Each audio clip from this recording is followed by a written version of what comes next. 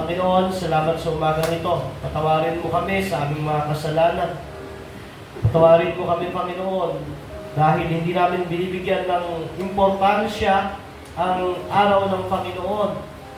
Patawarin mo po ang iyong lingkod dahil nadadala ng emosyon, dahil sa pagnanais na maging mainam at mahusay ang aming pagsamba.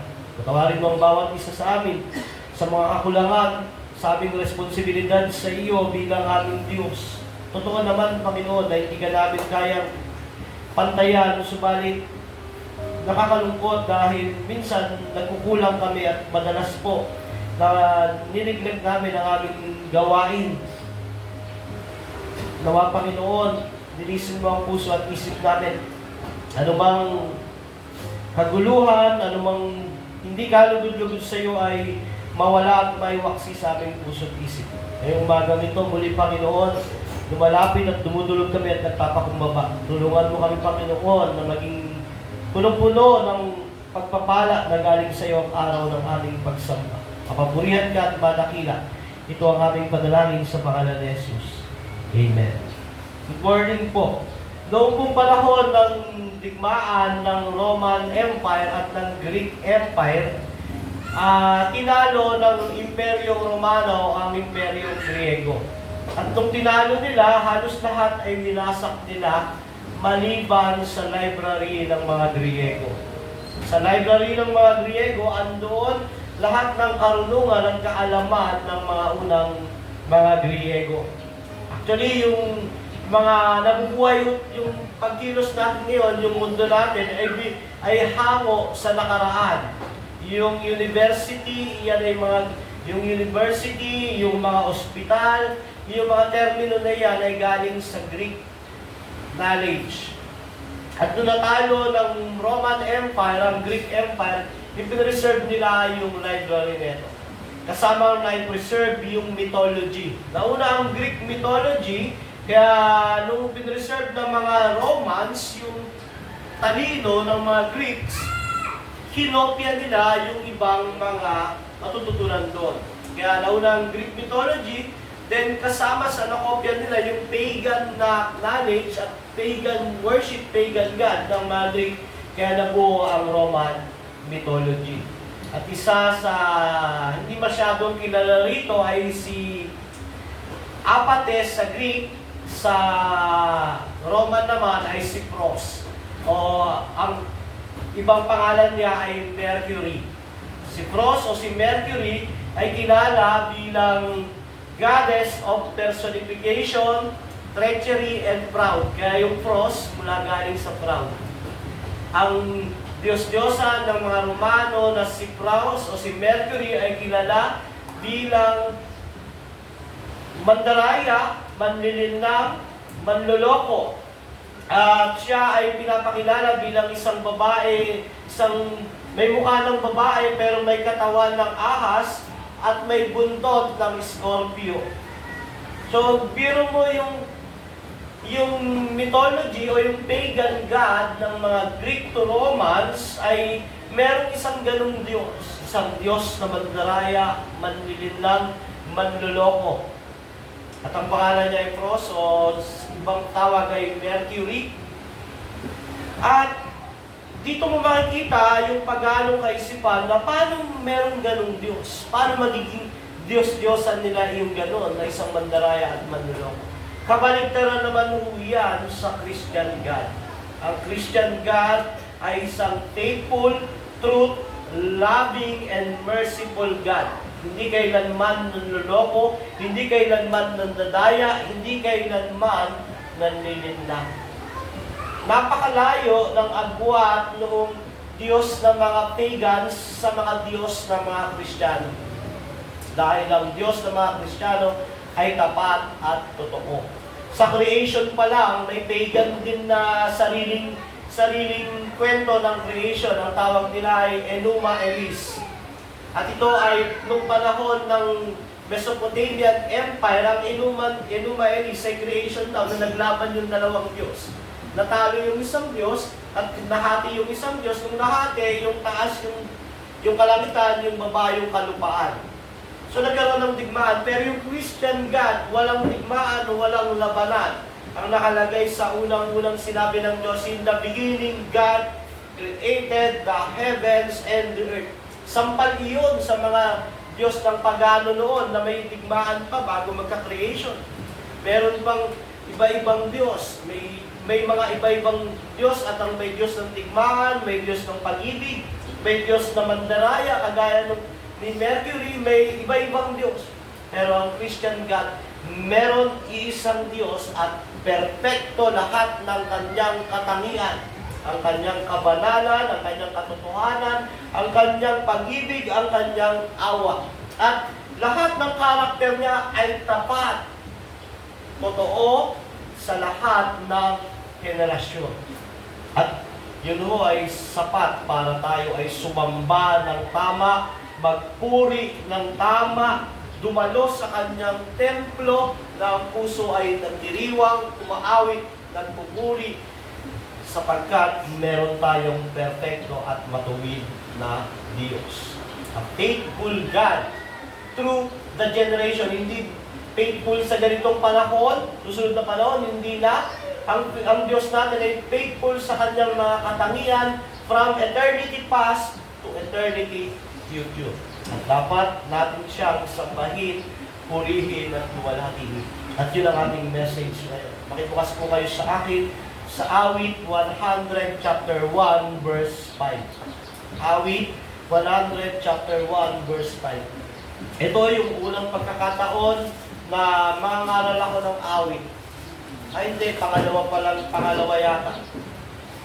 So ang awit po ay sinulat ng iba't ibang author. Si David, si Moses, si Korah, iba-ibang author ang sumulat niya. Yan na pala sa screen, mabuti yan na. Sa Bidyans, chapter 1, sa paragraph, chapter 1. Ano nga ba? Sa chapter, paragraph. Awit, chapter 100, verse 1 to 5. Awit ng pagpupuri. Isang awit ng pasasalamat. Umawit sa kagalakan ang lahat ng mga bansa. Si Yahweh ay papurihan, paglingkuran siyang pusa. Lumapit sa presensya niya at umawit na may tuwa. O si Yahweh ay ating Diyos. Ito'y dapat na malaman. Tayo'y Kanya, Kanyang lahat, tayong lahat na nilalang. Lahat tayo'y bayan niya kabilang sa Kanyang kawan. Chapter 4. Pumasok sa Kanyang templo na ang puso'y nagdiriwang, umaawit, nagpupuri sa loob ng dakong banal. Purihin ang pangalan niya at siya'y pasalamatan. Bakit? Kasi sa chapter 5, napakabuti ni Yahweh. Pag-ibig niya ay walang hanggan. Pag-ibig niya ay tunay, laging tapat kailanman. Kaya ang title ng ating message, Faithful Through the Generation. Yung awit 101 to 4, dinidescribe yung paraan ng pagsamba na may pagpapasakop. May pagpapasalamat at pagpupuri sa Diyos. Bakit? Pinapaliwanag yun ng chapter 3, verse 5. Acknowledges that God deserves our submission. Bakit lahat tayo nilikha niya? Tayo'y Kanya, Kanyang lahat. Tayo'y lahat na nilalang niya.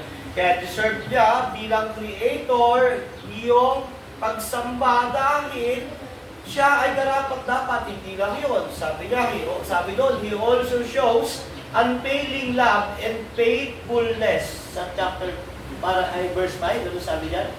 Meron ba yan? Napakabuti ni Yahweh, pag-ibig niya ay walang hanggan, pag-ibig niya ay tunay, laging tapat kailanman. Ang part na ito ng awit ay hindi alam ng mga eskolar kung sino ang sumulat. Kung si David, si Solomon, si Moises, o si Korah. Pero pinagpapalagay ng mga theologian, ito ay awit ni Moises nung sila ay makalabas mula sa pagkakabihan sa Ehipto. Kaya hanggang ngayon, hindi pa malinaw kung sinong sumulat. Ang mahalaga, andyan yan para ipakilala ang Diyos. So ang awit to ay literally, mga poem yan, literature yan ng mga Kristiyano noon. Pwede ba tayong kumuha ng doctrines dito? Hindi ho. Support sa doctrines, pwede ito. Pero kukuha tayo ng main doctrines, hindi po. Ito ay awit sa tula. Kung kukuha tayo ng doctrines doon sa Romans, sa Ephesians, sa Colossians, dahil ipinapaliwanag na yung kapuspusan noong pangako ng Diyos from Genesis to that point. Ganun po. Dito, pang-support sa doctrine, pang-patibay ng doktrina, makakuha tayo sa awit, sa kawikaan. Pero, yun yung magiging source ng doctrines natin. Hindi tayo kumukuha diyan, pero nagiging pampatibay iyan.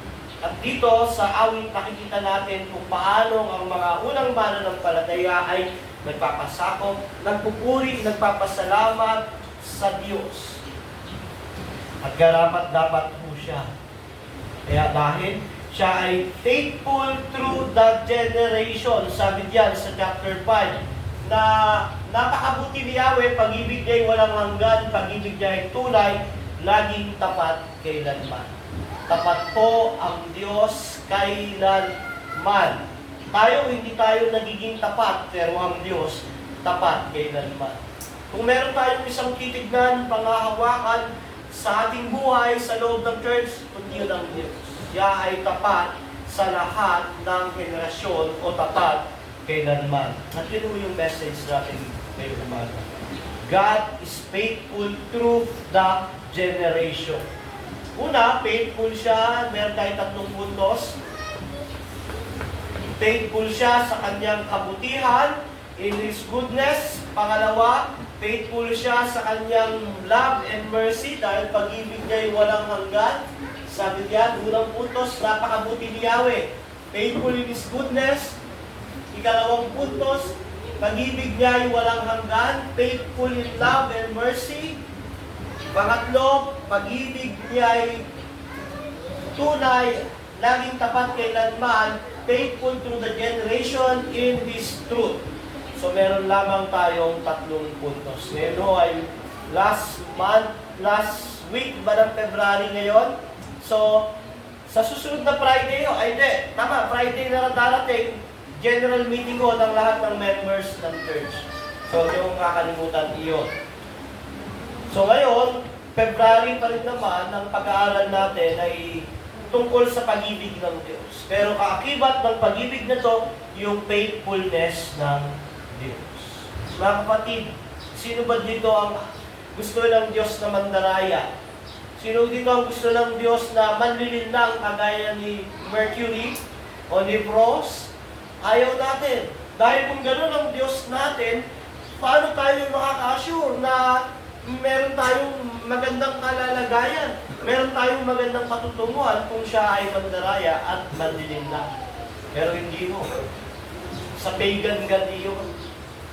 Sa mga Diyos iyon ng mga pagano, pero sa Diyos ng mga Kristiyano, ang Diyos ay faithful. Through the generation, sa panghabang panahon, magpakailanman.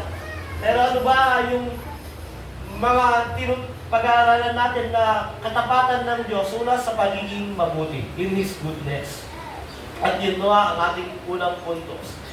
Napakabuti ni Yahweh. Ang Diyos ay tapat kailanman sa kanyang kabutihan. Ang salitang ito ay nagdedirekta sa katangian ng Diyos bilang pundasyon para sumamba tayo. Luwalhatihin siya dahil ang Diyos ay mabuti. Kaya ka nag-church dahil mabuti ang Diyos. Kaya tayo nagiging responsible, kaya tayo nagmamahal sa Diyos dahil mabuti ang Diyos. Dahil wala akong ibang mabuti maliban sa Diyos. Huwag niyo akong gawin yung encouragement para dumalo sa church. Dahil ang pastor nyo ay hindi pa rin mabuti. Dahil walang ibang mabuti kundi ang Diyos.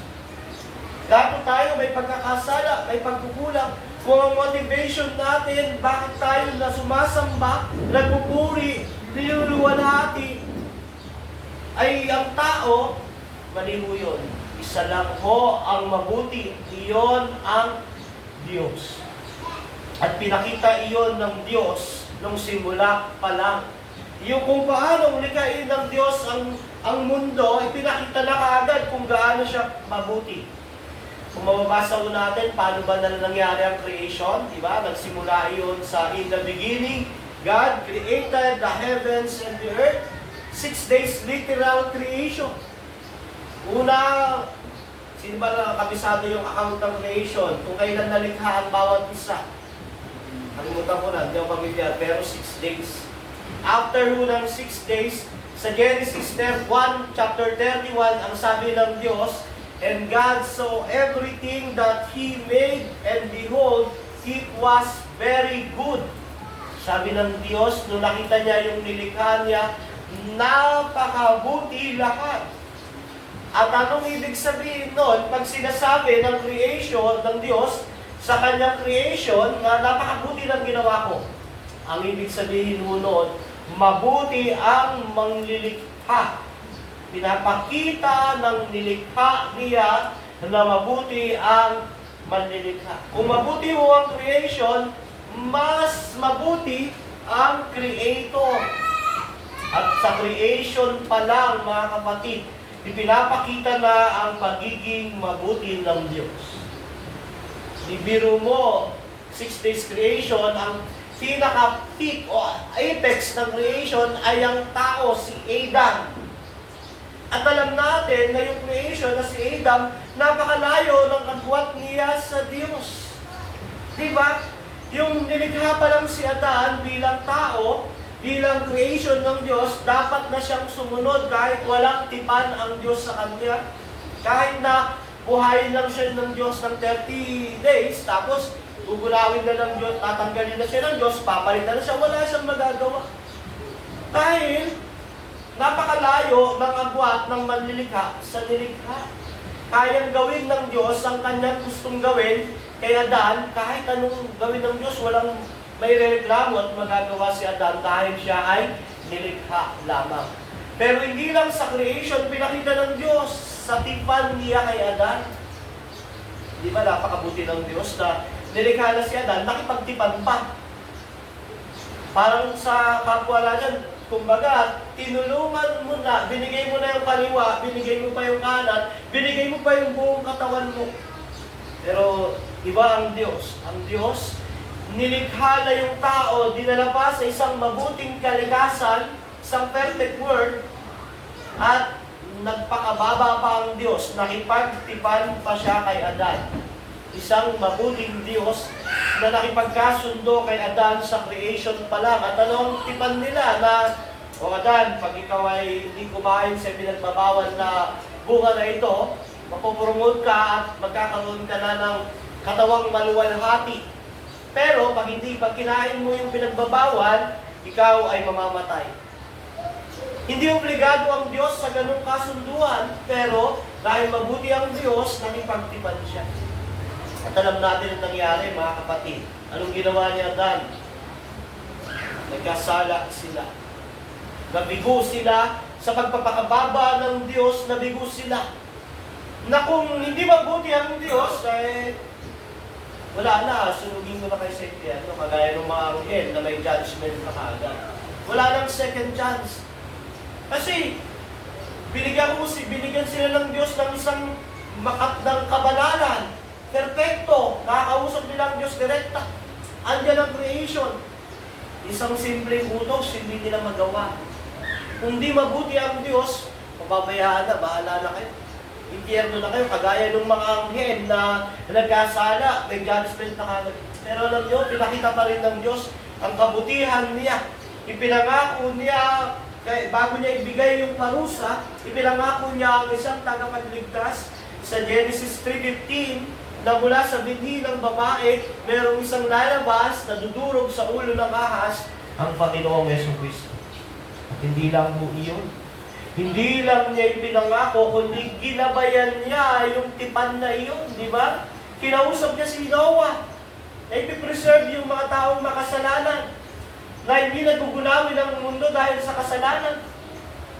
Kinausap niya si Abraham, na sinabi niya kay Abraham na mula sa angkan mo, nadami kayo. Alam niyo yung pakikipagtipan kay Abraham, ganito matanda na si Abraham. Imposible lang magkaanak. Matanda na rin si Sarah, baog pa. Pero sabi ng Diyos, magkakaanak kayo.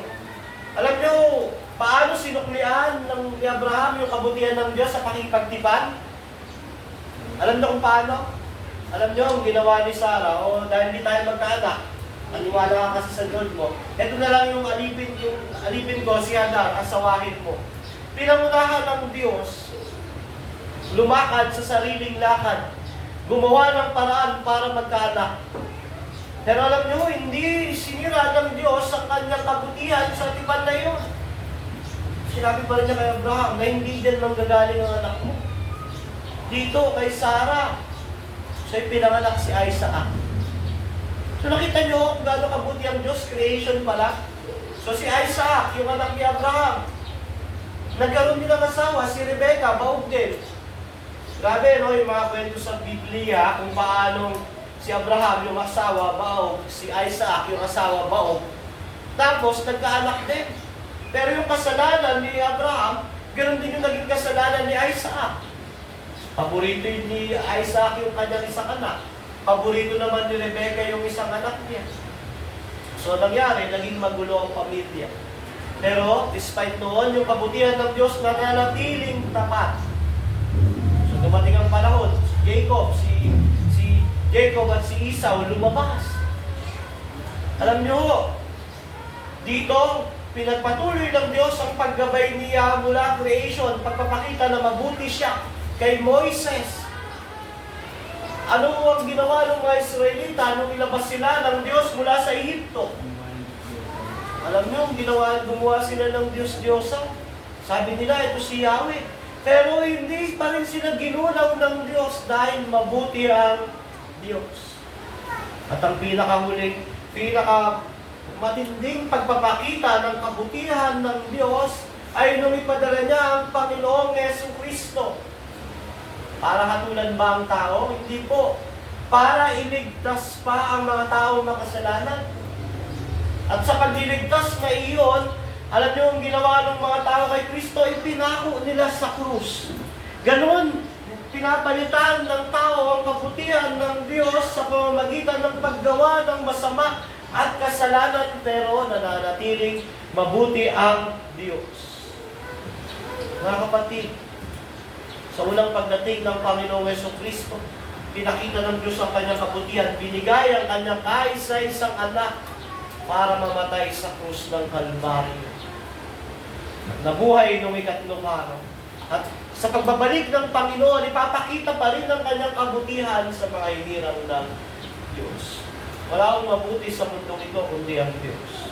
Kaya kung meron tayong titignan, pag-aalaya ng pagsamba, pagluwalhati, inspirasyon, iyon ang kabutihan ng Diyos at iyon ay tapat magpakailanman. Mga kapatid, ang point dito sa una nating message, ang Diyos ay mabuti, pinapatunayan nito through the generation.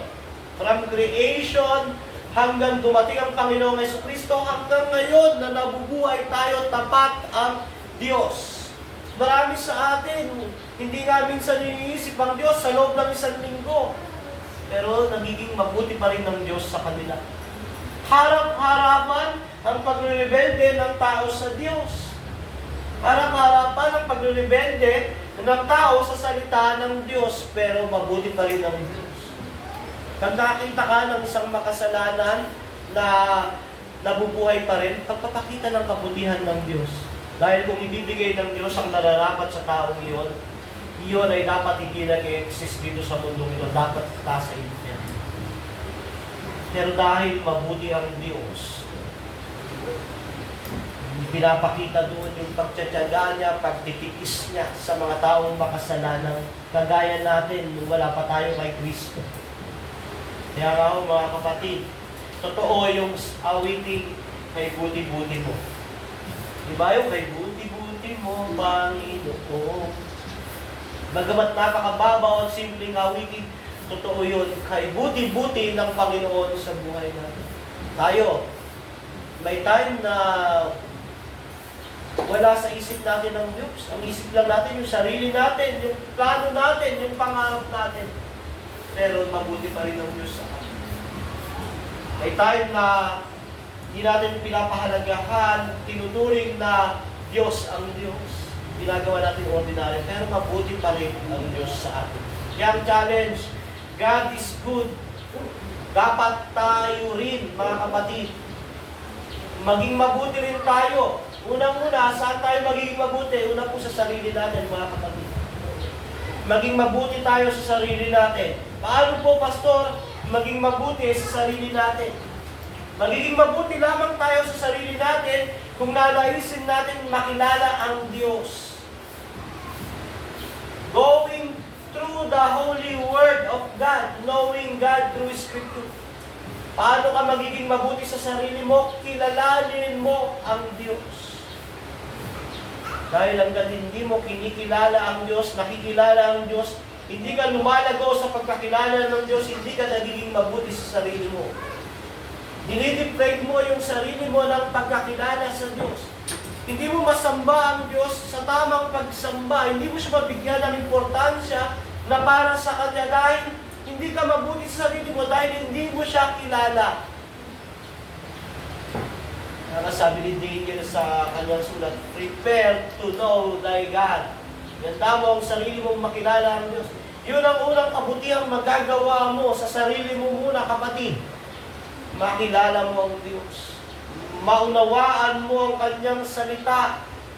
Mapalalim ka sa pananampalataya sa Kanya. Tandaan natin, tayo ay nilikha para sa Diyos. Diba? Sabi sa Efeso, we are created, workmanship by God through Christ for Him. At para makagawa ka ng mabuti sa sarili mo, dapat makilala mo ang Diyos. Simulan mong mag-aral ng salita ng Diyos. Simulan mong basahin ng Biblia, pag-aralan ng malalim. Nang sa ganon, makita mo ang kagandahan ng Panginoong Diyos. Pangalawa sa pananalangin. Unang mong magagawa ang mabuti sa sarili mo ay matuto kang manalangin. Ang pananalangin ay pagsandal sa Diyos, paghingi ng tulong sa Diyos, paghiwalay mo sa pagiging self-centered. Pag hindi ka nananalangin, ang gusto mong sabihin na kaya ko na to, alam ko na to, magaling ako. Pero pag nananalangin ka, pinapakita mo na hindi mo kaya, kailangan mo ang Diyos. At yun ay magagawa mong mabuti sa sarili. Kinalangin ng Diyos, manalangin. Sumunod to, yung pagsamba at pagpupuri sa Diyos sa simbahan. Alam niyo, maraming tao hindi naawa sa sarili nila. Hindi lang nila napapansin. Wala silang awa sa sarili nila dahil hindi nila kilala ang Diyos. Dahil pagdating ng panahon, yung Diyos na yun ang maghuko, matahatol sa kanila. Hindi sila nananalangin sa Diyos. Wala silang awa sa sarili nila. Dahil yung sarili nila, akala nila, kaya nila. At hindi nila sinasamba at pinupuri ang Diyos sa lugar kung saan itinalaga ng Diyos na dapat sumamba at magpuri. Wala silang awa sa sarili nila. Hindi nila alam na pagdating ng judgment, yung Diyos na iyon ang magpaparusa sa kanila. Mga kapatid, yan ang unang challenge. Mabuti ang Diyos, maging mabuti ka sa sarili. Paano ako magiging mabuti sa sarili ko? Kailangan mong makilala ang Diyos. Kailangan mong manalangin sa Diyos. Kailangan mong sambahin ang Diyos. Kaya tayo nandito sa church para makilala ang Diyos, manalangin, sumamba sa Diyos, para sa Diyos una, pangalaw para sa ating sarili. Diba? Mga kapatid, dahil mabuti ang Diyos, pangalawa, ang magiging bunga niya, dapat maging mabuti ka sa iyong sarili. Gaano ba tayo sa kabuti sa ating sarili? Akala ba natin ang pagiging mabuti sa sarili, yung pagkain ng masarap? Pagpapamper sa sarili, pagpapamassage, hindi po. Actually, what nourish you will kill you. Yun ang totoo. Kung anong kinakain mo, yun ang papatay din sa'yo pagdating ng panahon. Kung ano ang pinahalagaan mo na nandito sa mundong ito, yun ang reason bakit ka mamamatay. Diba?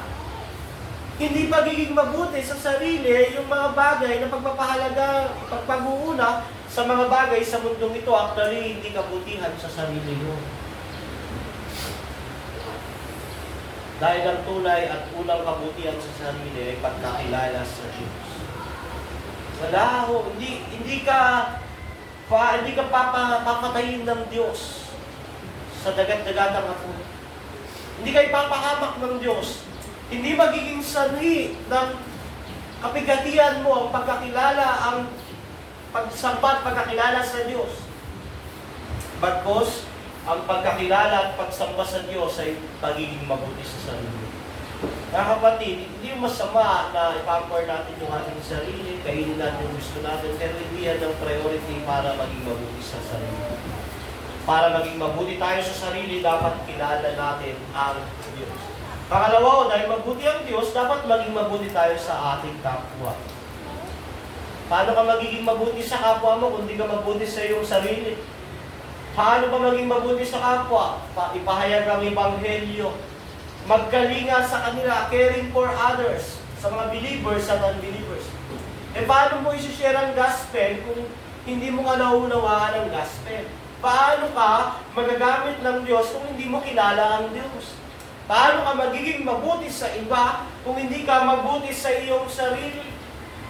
Kaya po, ang challenge sa atin, mga kapatid, dahil mabuti ang Diyos, maging mabuti tayo sa ating sarili at maging mabuti tayo sa ating kapwa.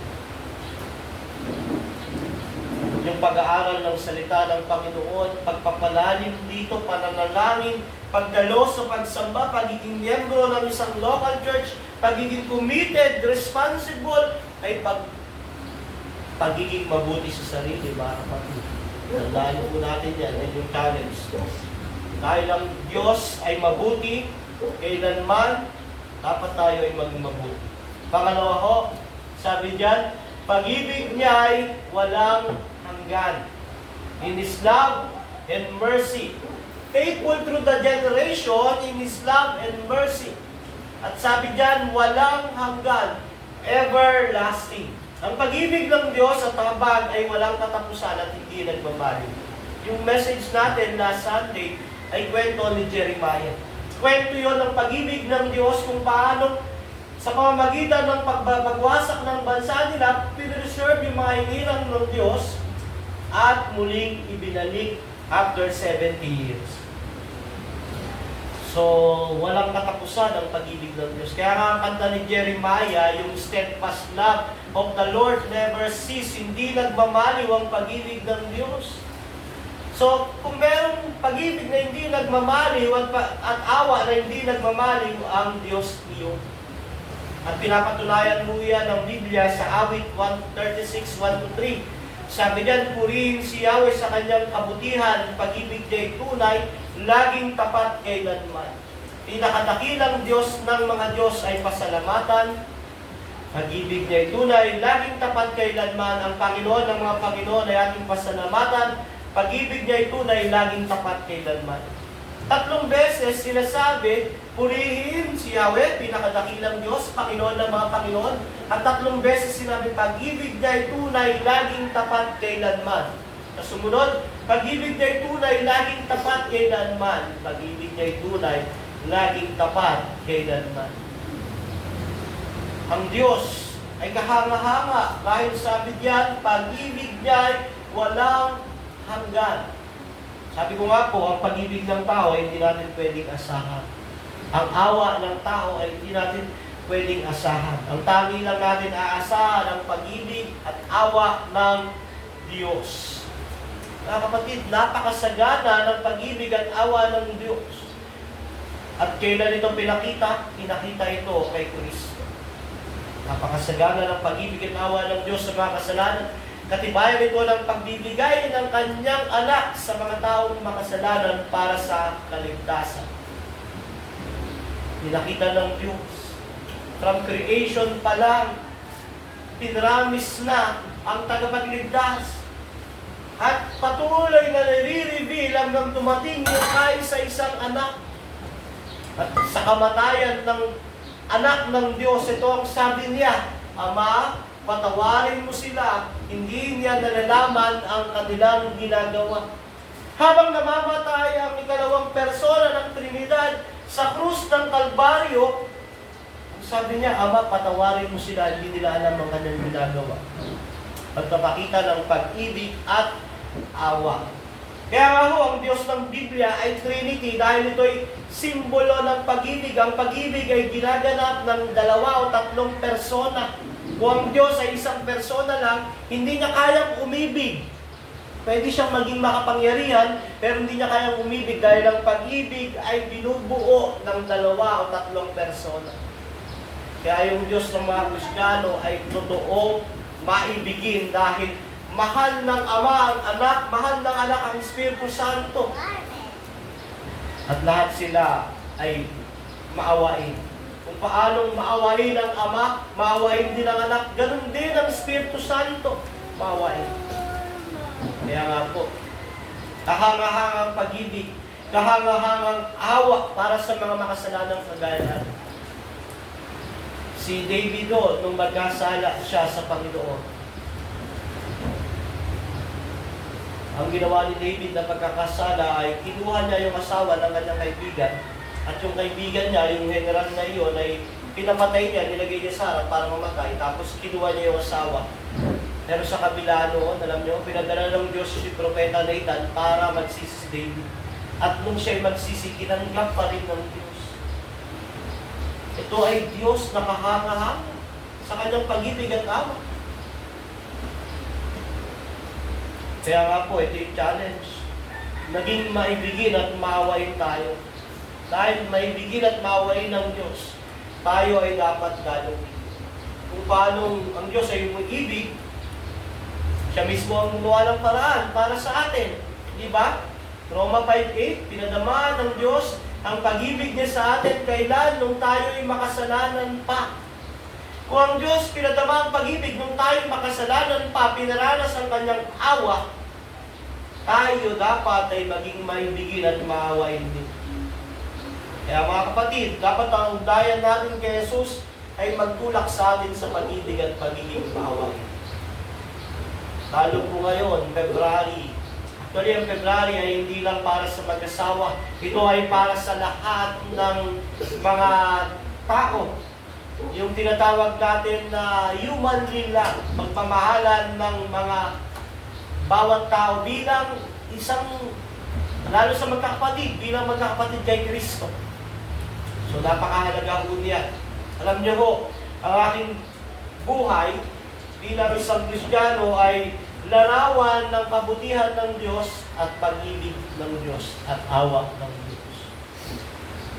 Bago ako na born again, alam at madalas kong naikukwento ang aking buhay. Isang buhay na kinaawaan lang ng Diyos. Isang buhay na pinadama lang ng pag-ibig ng Diyos. Isang buhay na nakadama lang ng kabutihan ng Diyos. Alam niyo, kung di mabuti ang Diyos sa akin, wala ako dito. Kung hindi ako mahal ng Diyos, wala ako dito. Kung hindi ako kinaawaan ng Diyos, wala ako dito. Kaya ang buhay ko, wala akong pagmamalaki at pagmamataas. Ito ay pagtataas sa Diyos. Wala akong ibang bida kundi ang Diyos. Kaya nga ako, sabi niya, napakabuti ni Yahweh. Pag-ibig niya ay walang hanggan, pag-ibig niya ay tunay. Yung panghuli ho at huling bahagi, yung panghuli po ay tungkol sa katotohanan. Sabi diyan, faithful through the generation in His truth. Sa kanyang katotohanan, pag-ibig niya ay tunay, laging tapat kailanman. Ang katotohanan sa Diyos ay pang walang hanggan. Kung merong isang mahalaga, mga kapatid, na dapat maunawaan ng bawat isa, iyon ang katotohanan. Kasi kung wala tayo sa truth, wala akong halaga ang lahat. At ang Diyos, sabi diyan, pag-ibig niya ay tunay, laging tapat kailanman. Faithful through the generation in His truth, sa kanyang katotohanan. Napakahalaga ho ng katotohanan. Ang kabutihan, ang pag-ibig, ang awa, pag hindi nakapundasyon sa katotohanan, ito ay walang kabuluhan. Ang unity, kahit ano, pag walang walang pundasyon ng katotohanan, wala akong kabuluhan iyan. Para iyang building na nakapundasyon sa isang, ang tawag dito, kumunoy. Para ka nagtayo ng building sa isang kumunoy, na pagdating ng panahon na ay lulubog. Tandaan nyo, pag wala sa truth ang anuman, iyon ay pagbuhok, pabagsak. Dahil ang truth ay essential sa lahat to, sa lahat, sa ministeryo, sa agenda, sa bawat agenda natin, sa pamilya, sa trabaho, sa negosyo, dapat laging nakapundasyon sa katotohanan. Kaya nga mga kapatid, ang laging yung tanong, pag meron kayo napapakinggan, totoo kaya ang sinasabi neto? Totoo kaya ang mga naririnig ko? Totoo kaya ang mga nakikita ko? Totoo kaya ang mga nababalitaan ko? Kung meron tayong isang bagay na salita na hindi pwedeng i-kompromiso yung salitang truth. Napanood namin yung silo. Ito ay tungkol sa mga tao na nabuhay sa apocalyptic era. At sa panahon na yon, dahil nga daw polluted yung earth, merong gumawa ng isang hukay at doon naglagay ng parang tirahan nila sa silo. So dito sa silo, yung mga tao, 100 years na silang nandoon. Matagal na silang nandoon. At dahil doon, wala nang idea ang mga tao ng earth bago yung apocalyptic era. At dito, yung mga tao ay naguguluhan na. Merong salamin doon na nakalagay ay parang desolated earth. Yung mga tao, naguguluhan na sila, ano kaya ang totoo? So pag nag-class sa kanila, halimbawa, nag-rebelde, gustong malaman yung katotohanan, o kaya may tinatagong gamit sa lumang earth, ang gagawin ay paparusahan at ang parusa ay palalabasin sila. At paglabas, nakaprogram pala dun sa suot na helmet, makikita niya maganda yung earth. At ang resulta noon, magpupunas siya nung salamin na tinitignan sa labas, saka siya mamamatay. Dahil hindi talaga maganda sa earth. Dahil walang idea yung mga tao noon, ang naging focus nila, ano kaya yung andoon. Lagi silang merong search for the truth. At dumating yung panahon, yung bida, search niya yung truth, nalaman niya yung katotohanan na ganun pala. At nung nalaman niya, gusto niya makabalik para masabi ang katotohanan. Ganun ho, kahalaga ang katotohanan na pag hindi niya nasabi ang katotohanan, maggugulo, magko-collapse, masisira yung silo nila. Dahil may mga tao sa loob na mali ang kaisipan ng katotohanan. Kaya napaka-essential ng katotohanan sa bawat isa sa atin. Unang-una, pag nabubuhay ka sa kasinungalingan, anuman ang ginagawa mo ay sayang. Pangalawa, pag ikaw ay wala sa katotohanan, anuman ang ginagawa mo ay pagsasayang ng oras at panahon. Dahil na pagdating ng panahon, guguho iyan, mawawasak iyan. So napakahalaga ho ng katotohanan. Pero una natin maunawaan, ang Diyos ay Diyos ng katotohanan. A God of truth. Isang kwento sa libro ng Pilgrim's Progress. Nung si Christian at si Faithful ay napunta sa isang lugar, yung Vanity Fair. Sa Vanity Fair, andun lahat, masaya.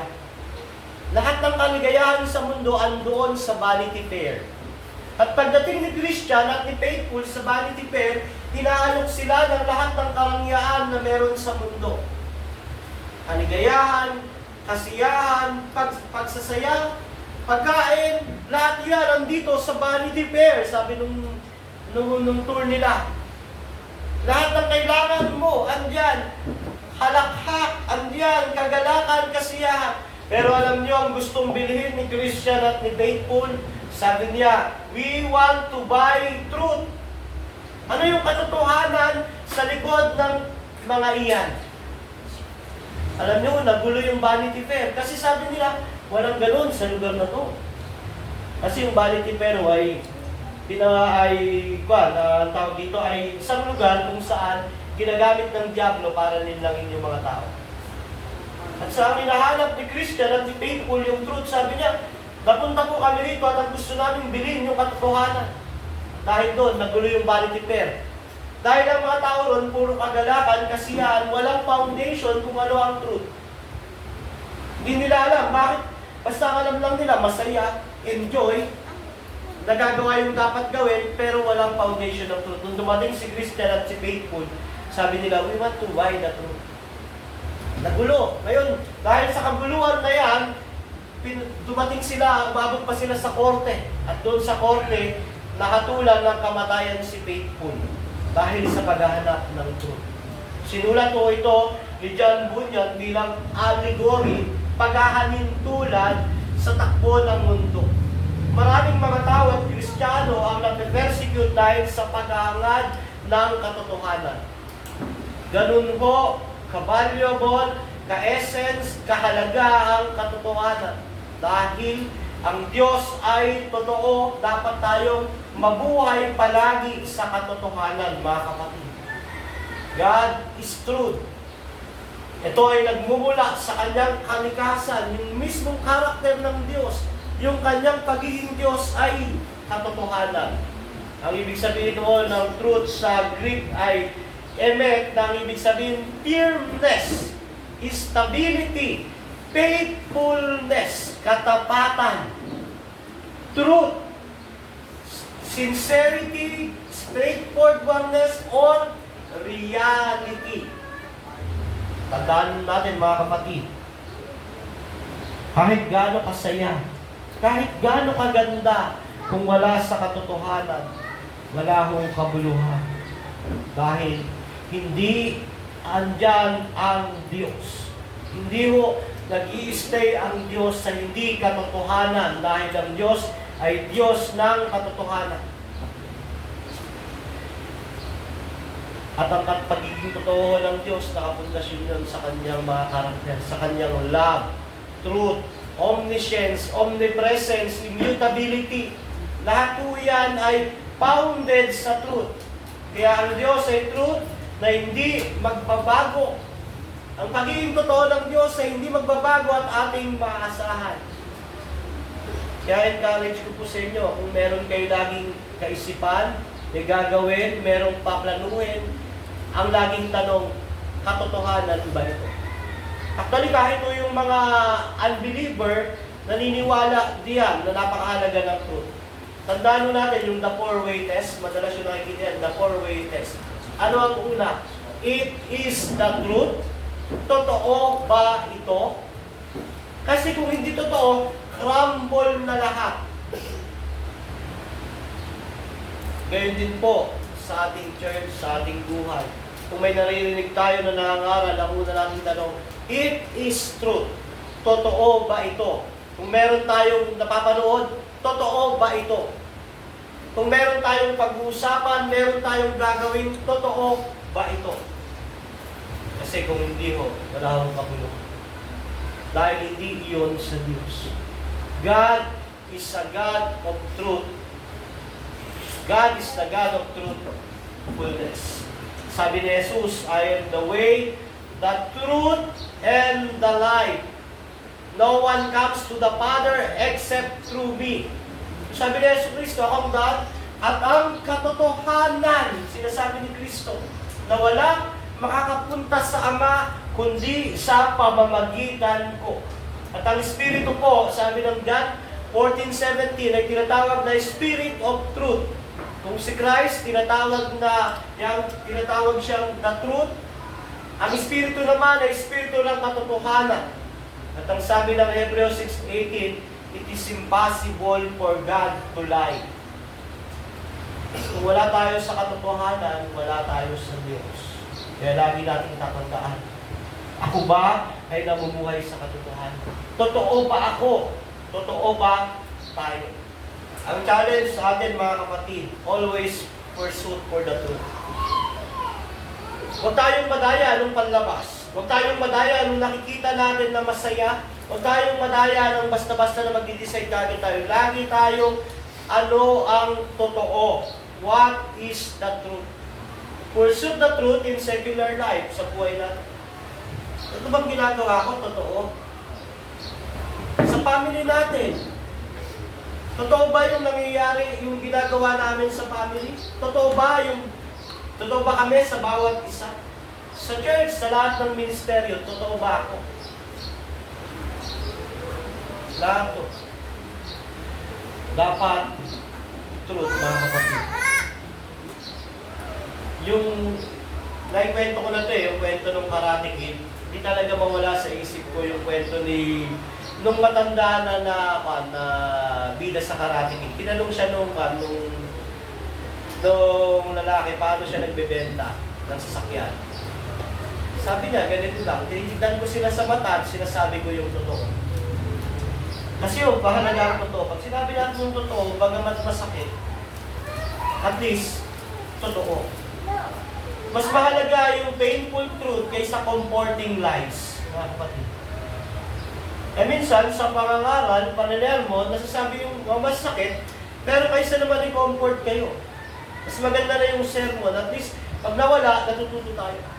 Alam niyo, pag hindi sinasabi ang katotohanan, hindi kaibigan. Pag ang tao hindi sinasabi ang katotohanan, sa isang tao, hindi siya kaibigan. Minsan, ang mga gano'n ay yung mga tao na gusto nilang gamitin yung tao. Gusto nilang pakinabangan, may malaki silang pakinabang para hindi mawala sa kanila iyon, hindi nila sasabihin ang katotohanan. Kaso, delikado iyon. Para kang, halimbawa, parang yung doktor, hindi niya sasabihin na cancer yung sakit kasi baka ma-open. O kaya naman, hindi niya sasabihin na cancer yung sakit baka kasi hindi na bumalik sa kanya. Magpakonsulta na sa mas malalaking ospital. Pero hindi o. Ang katotohanan ay katotohanan, kailangan sabihin. Mga kapatid, ipulsot natin ang katotohanan. Bakit? Dahil ang Diyos ay katotohanan. At siya ay tapat magpakailanman. A God that faithful through the generation in His goodness. A God that faithful through the generation in His love and mercy. A God that is faithful through the generation in His truth.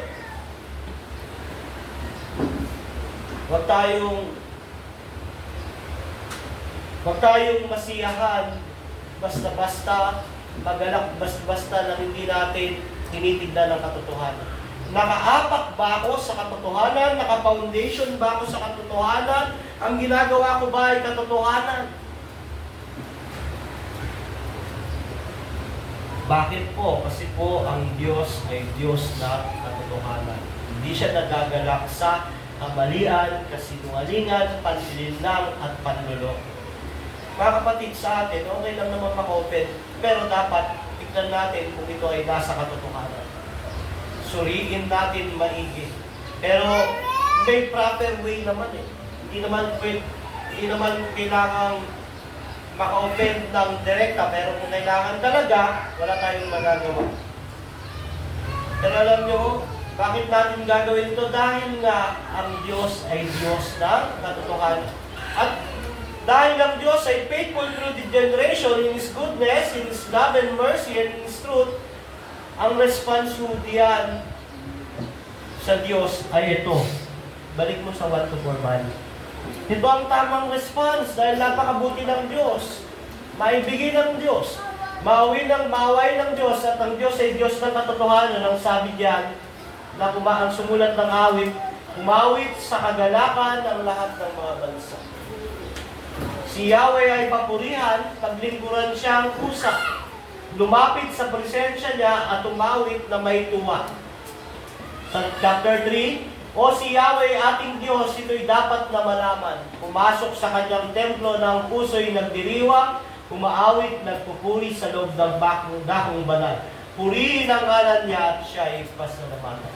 Dahil hindi nagbabago ang kaputihan ng Diyos, ang pag-ibig ng Diyos, ang awa ng Diyos, ang pagiging katotohanan ng Diyos, alam niyo ang dapat gawin? Pumasok sa kanyang templo. Sapagkat si Yahweh ating Diyos. Si Yahweh ay papurihan.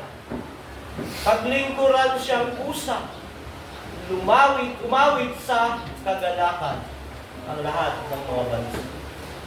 Sa ating buhay, mga kapatid,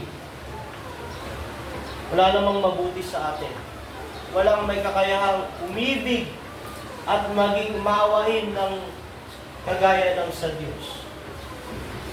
At hindi natin malalaman ang katotohanan hanggat wala tayo sa buhay.